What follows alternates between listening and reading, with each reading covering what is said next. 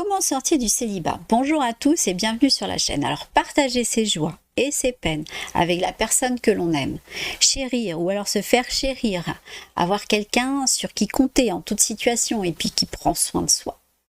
Eh bien voilà, on va dire autant d'avantages qu'offre la vie de couple. Mais pour une raison ou pour une autre, eh bien il arrive qu'on se retrouve en situation de célibat. Bon, alors bien que représentant quelques points positifs, la vie de célibataire, eh bien c'est pas toujours ce qu'il y a de mieux, en tout cas pour certaines personnes. Mais ça, c'est à chacun en tout cas de voir, bien évidemment.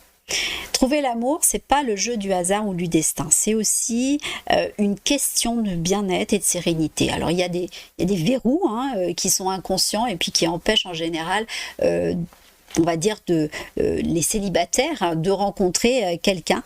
Et une fois qu'on les a trouvés, eh bien on peut y faire face et sortir du célibat. Chaque personne a son histoire particulière et c'est donc compliqué de parler de ce sujet de façon, on va dire, générale. Mais dans les grandes lignes, eh bien, il y a souvent plusieurs raisons. Et ces situations, eh bien, comme les expériences amoureuses du passé qui ont pu créer une véritable, on va dire, blessure chez les personnes qui les freinent justement pour leur vie amoureuse, ça peut être une des situations aujourd'hui. Ou un idéal masculin ou féminin qui soit très élevé, qui peut empêcher justement quelqu'un de rencontrer l'homme ou la femme de sa vie, parce que ça devient très difficile de rencontrer quelqu'un qui lui correspond. Donc, par exemple, si vous éjectez trop rapidement la personne dans le jeu de séduction, à la moindre petite faute de sa part, ou peut-être au moindre petit accroc, au moindre petit défaut, alors ça peut être le signe que vous êtes trop exigeant. Et donc, dans ce cas-là, eh bien, il va falloir effectivement vous remettre en question et faire un travail sur vous-même. Et c'est vrai que, je vous l'accorde, parfois on est un petit peu exigeant, on n'en rend pas compte. Et ça se fait à un niveau inconscient. Ou les blessures d'enfance, j'en parle souvent, qui peuvent aussi écorcher les images de la femme ou de l'homme, et donc ça va créer des peurs. Donc pour sortir du célibat, eh bien, il faut aussi se libérer de ces peurs. La peur de se perdre dans l'autre, la peur de souffrir face à ce que représente l'amour, toutes sortes de résistances qui font en sorte qu'on met le pied sur le frein.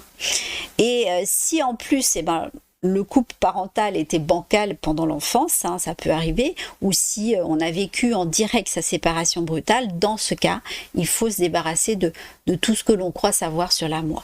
Et puis, se laisser porter vers autre chose qu'on ne connaît pas.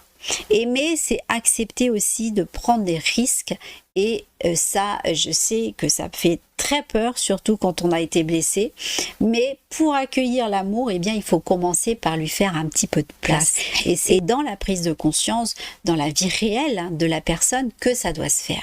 Il y a certaines personnes qui ne sont pas prêtes à passer à un autre état de vie, et parfois, elles ne s'en rendent pas du tout compte.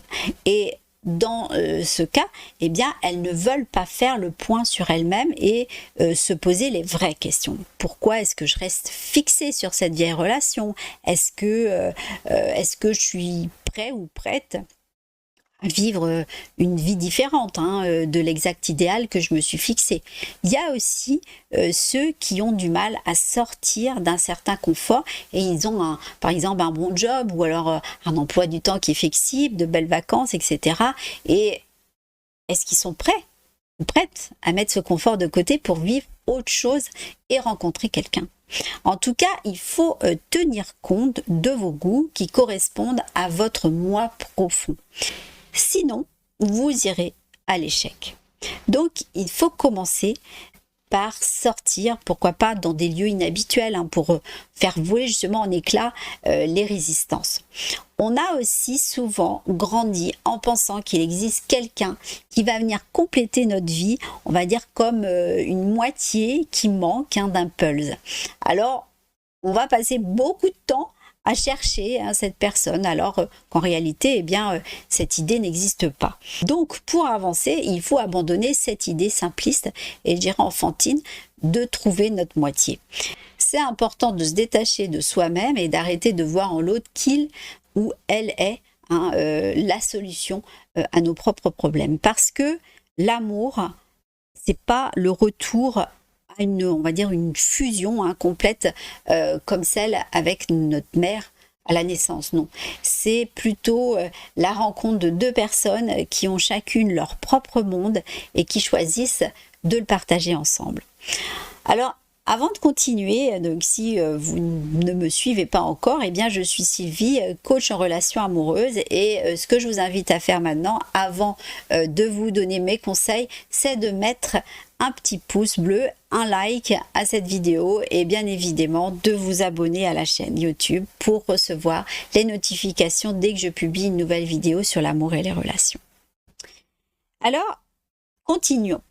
Votre envie de quitter le célibat, d'avoir, on va dire, une personne avec laquelle passer vos journées, ça ne doit pas vous amener à commettre certaines erreurs aussi. Parce que la plus grande erreur à ne pas commettre ici, c'est de vous mettre en couple avec le ou la première venue. Quitter le célibat, c'est une bonne chose, ça c'est sûr.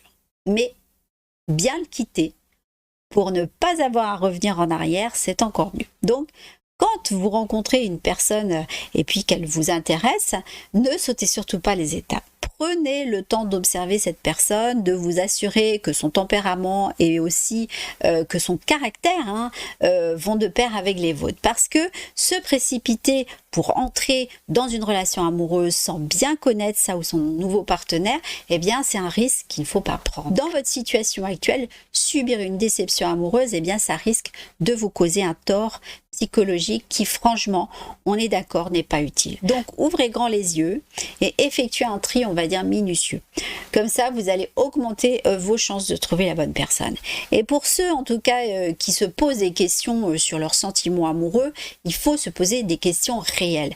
Est-ce que j'ai envie d'être avec cette personne? Est-ce qu'elle m'attire physiquement, moralement? D'accord? Et puis, je pensais à quelque chose aussi pour celles qui sont plus jeunes, que l'envie de maternité, si elle n'est pas partagée, eh bien ça peut être une menace pour l'autre, qui peut se sentir piégé.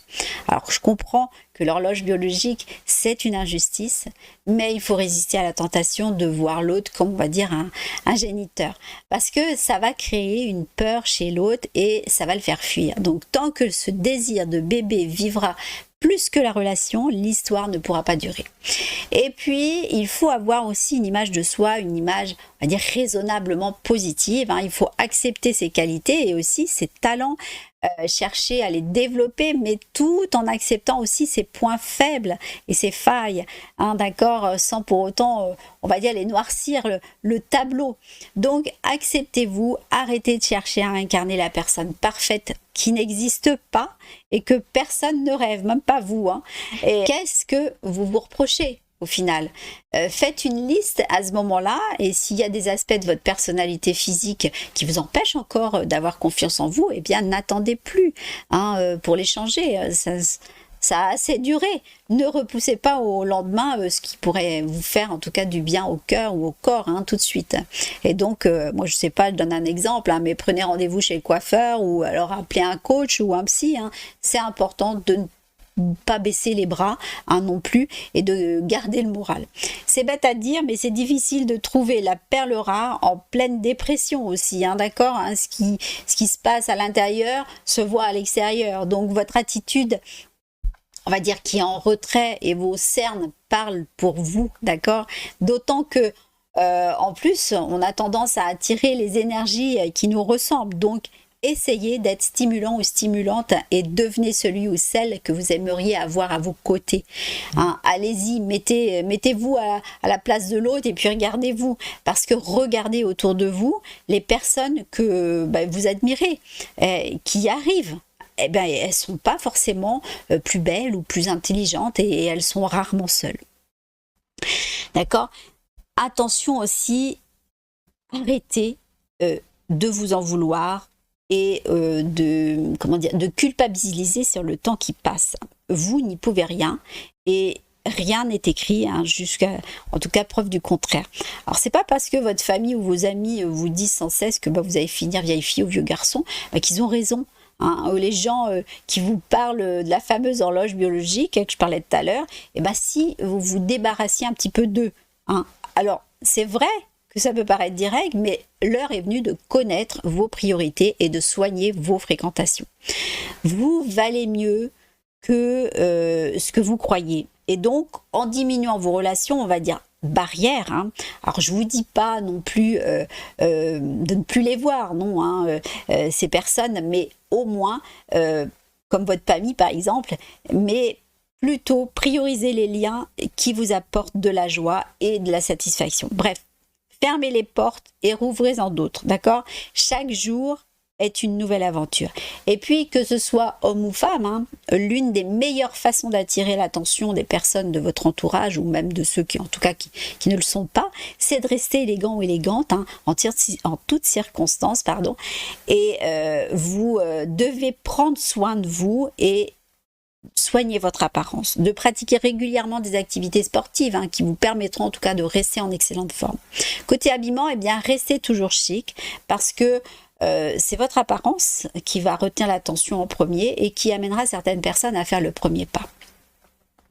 Analysez votre environnement proche, hein, je dirais. On va dire un ou une collègue qui vous regarde du coin de l'œil, une connaissance qui ne vous laisse pas indifférent ou indifférente, hein. Il faut vraiment commencer par votre cercle proche. Et c'est pas une légende, hein, mais plus on est proche de quelque chose ou de quelqu'un, et ben moins on le remarque. Alors on ouvre les yeux en grand, d'accord?